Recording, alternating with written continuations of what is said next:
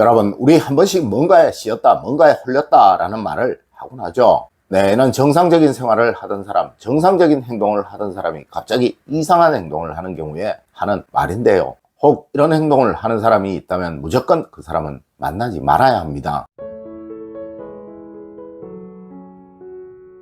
여러분, 안녕하세요. 이정민입니다. 여러분, 이런 경우를 간혹 술사들은 수맥이 흐른다라고 말을 하기도 하는데요. 사실 이는 거의 대부분 정서적인 안정이 없거나 또 주변 환경이나 주변 사람들이 불안감을 조성하여 생겨나는 현상입니다. 물론 간혹 음기가 아주 강한 장소에 다녀온 후 이런 현상이 생겨나기도 하는데요. 그 대표적인 장소가 바로 장례식장이며 또 산이에요. 특히 조심을 해야 할 것이 가족들이 집에 미신적인 물건을 가져다 두거나 또 미신적인 이야기, 즉 터무니없는 말을 신봉할 때 생겨나는 일이기도 합니다. 네, 제가 절대 여러분에게 미신적인 물건을 집안에 두지 마세요 라고 말씀드리는 이유가 바로 여러분의 가족분들이 이렇게 될 수 있기 때문에 그러했던 거예요. 물론 누군가는 에이 귀신이 어딨어 라고도 하시겠지만 여러분, 가톨릭에서도 퇴마라고 하여 귀신에 쓰인 사람을 구하는 의식이 있고 또 불교에서도 구병시식이라는 것이 있으며 이는 기독교에서도 그러하다는 거예요. 맞습니다. 세계에서 가장 큰 종교 세 곳 모두에서 귀신은 인정하고 있다는 것이죠. 물론 우리 풍수에서도 눈이 뒤집힌 사람, 혼이 나간 사람, 뭔가에 씌인 사람이라는 말을 하고 있습니다. 네, 오늘 알려드리는 것과 같은 사람은 무조건 피하는 것이 상책이라는 거예요. 첫 번째로 여러분, 귀신에 씌이면 무조건 급해지고 남의 말을 절대 안 듣습니다. 여러분, 사람이 뭔가에 씌이면 남의 말이 귀에 들어오지 않아요. 네, 자기의 생각, 즉 귀신의 생각대로 해야 한다는 조급한 마음이 지배를 하게 된다는 거예요. 하여 누가 뭐라 해도 말을 전혀 듣지 않습니다. 물론 평소에도 이런 사람이었다면 아니겠지만 평소에는 이런 사람이 아니었는데 갑자기 어느 순간 뭘 해야 한다는 듯이 조급해하고 또 남의 말에는 관심도 없이 변해버렸다면 이는 집안에 귀신이 들락거려 생겨난 일일 가능성이 아주 많다는 거예요. 물론 이런 경우는 먼저 집안에 미신이 없는지 그리고 깨어진 그릇이나 유리가 없는지 한번 살펴보시고 있다면 무조건 버리셔야 합니다. 그리고 혹 아는 사람이 이렇게 변했다면 그 사람은 무조건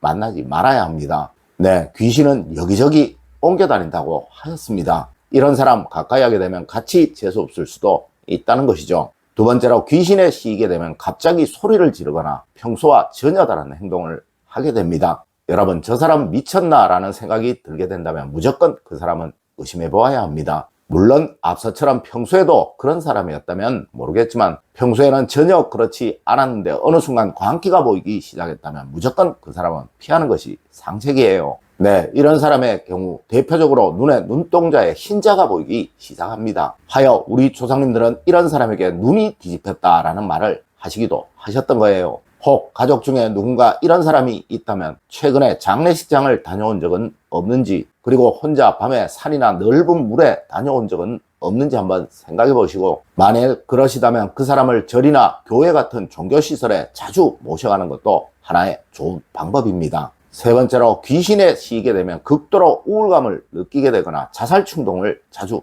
느끼게 됩니다.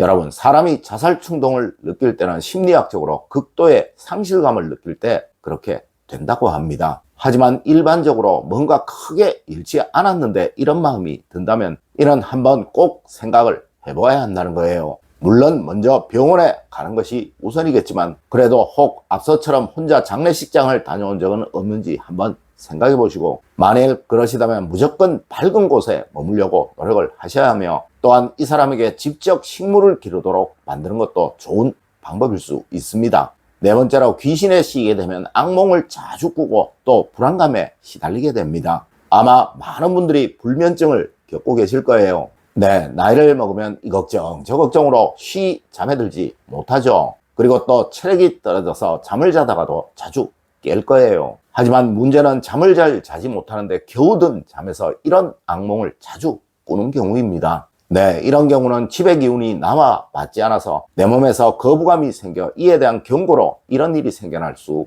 있다는 것이죠. 물론 이를 누군가는 수맥이니 뭐니 하겠지만 이런 경우 제일 먼저 잠자는 위치, 방향부터 바꾸고 이동시켜보는 것이 가장 좋습니다. 네, 잠을 자는 침실의 조건과 환경을 바꾸는 것이 가장 좋다는 것이죠. 이런 경우 이불을 바꾼다든가 베개를 바꾼다든가 하는 식으로 한번 꼭 해보세요. 다섯 번째로 뭔가에 씌이게 되면 대형 사고를 내게 됩니다. 여러분, 귀신에 씌이는 것이 무서운 이유가 바로 이것 때문에 그러한 거예요. 네, 평소와 전혀 다른 운전을 하게 되는 경우가 있다는 것이죠. 맞습니다. 큰 사고를 낸 사람들은 도대체 내가 왜 그랬는지를 모르겠다라는 말을 합니다. 물론 실수라고 명확히 인식하는 경우야 문제가 없겠지만 잠시 정신이 흐려져서 그렇다라고 생각이 든다면 무조건 집안부터 살펴보아야 하는 거예요. 네, 얼마 전에도 서울에서 불행한 인명사고를 낸 사람이 장례식장을 다녀오다가 그렇게 되었다고 하죠. 맞습니다. 혼자 음기가 강한 곳을 다녀오는 경우는 더욱 정신을 바짝 차려야 하며 또 항상 이런 경우 차 안에는 종교의 물건을 하나 정도는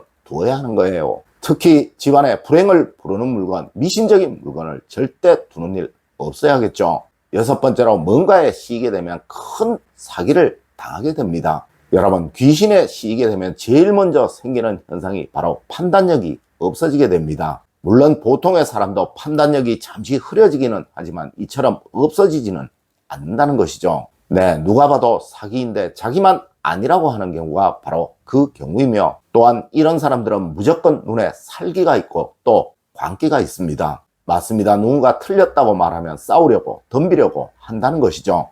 일곱 번째로 갑작스러운 피로감과 또 무기력증이 생기는 경우입니다. 여러분, 평소에는 열정적이고 활력이 있던 사람이 갑자기 뭐든 하기 싫어하고 무기력해하고 또 짜증을 자주 내고 말도 싸우려는 듯이 하게 된다면 이런 경우는 무조건 집을 밝게 만드셔야 합니다. 그리고 억지로라도 밖에 많이 나가도록 해야 하고 또 사람들과 많이 만나도록 만들어야 합니다. 네, 나이를 먹어서 생기는 무기력증이야 괜찮지만 갑자기 이렇게 변한 사람은 음기가 너무 강해져서 그러한 경우가 많다는 거예요. 네, 무조건 밝게 환하게 즐거운 음악 또 즐거운 방송을 보도록 하는 것이 가장 좋은 방법일 수 있다는 것이죠.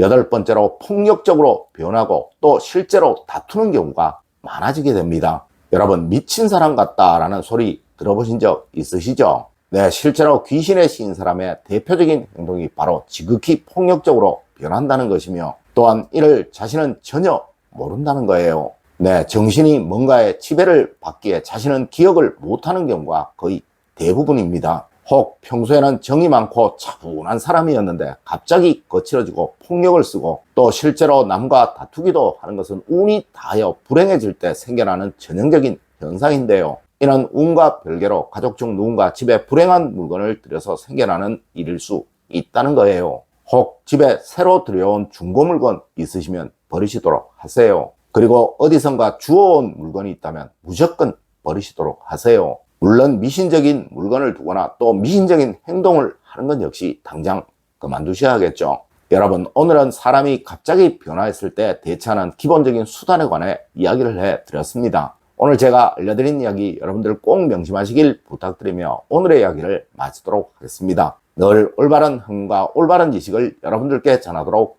노력하겠습니다. 여러분 긴 시간 감사드립니다. 감사합니다.